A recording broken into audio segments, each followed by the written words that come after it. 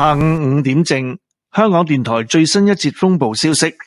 香港天文台發出最新熱帶氣旋警報，8號西北烈風或暴風信號現正生效，表示本港吹西北風，平均風速每小時63公里或以上。強烈熱帶風暴尼格已經減弱為熱帶風暴。喺下午5點，尼格集結喺香港之東南約130公里，即北緯21.4度，東經115度附近，預料向西北移動，時速約10公里，靠近珠江口一帶。按照最新預測，尼格今晚會較之前預計更為接近本港，喺本港100公里內掠過。受與尼格相關雨帶影響，今晚本港雨勢會逐漸轉為較頻密。8號烈風或暴風信號至少維持至今晚10點。預料尼格會進一步減弱。8號烈風或暴風信號維持嘅時間會視乎尼格嘅減弱程度。如果尼格進一步減弱為一個熱帶低氣壓，天文台會改發較低嘅熱帶氣旋警告信號。海面有非常大浪及湧浪，市民應遠離岸邊及停止所有水上活動。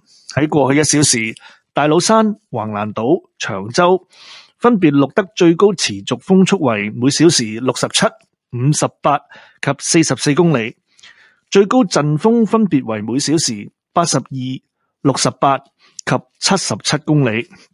有關最新天氣情況，請留意香港電台15分、30分、45分及踏正之風暴消息。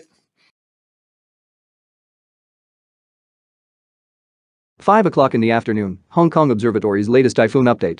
Here is the latest tropical cyclone warning bulletin issued by the Hong Kong Observatory. The number 8 northwest Gaylor storm signal is in force. This means that winds with mean speeds of 63 km per hour or more are expected from the northwest quarter. Severe tropical storm Nalgae has weakened into a tropical storm. At 5 p.m., Nalgae was centered about 130 kilometers southeast of Hong Kong, which is near 21.4 degrees north, 115.0 degrees east, and is forecast to move northwest at about 10 kilometers per hour, edging closer to the vicinity of the Pearl River estuary. According to the latest forecast, Nalgae will edge closer to Hong Kong tonight as compared with the previous forecast and will skirt within 100 kilometers of Hong Kong. Under the influence of the rain bands associated with Nalgae, showers over the territory are expected to become more frequent gradually tonight. The number 8 Gaylor storm signal will remain in force before 10 p.m. tonight. Nalgae will weaken further.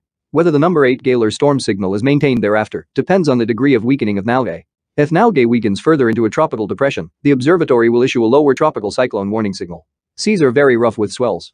Members of the public are advised to stay away from the shoreline and not to engage in water sports. In the past hour, the maximum sustained winds recorded at Tate's Cairn, Waglan Island and Choong Show were 67, 58 and 44 km per hour, with maximum gusts 82, 68 and 77 km per hour respectively. Please listen to Radio Television Hong Kong on every hours at 15, 30, 45 and o'clock for the latest weather information broadcast. And that's all for the typhoon update. 呢一節風暴消息報導完畢。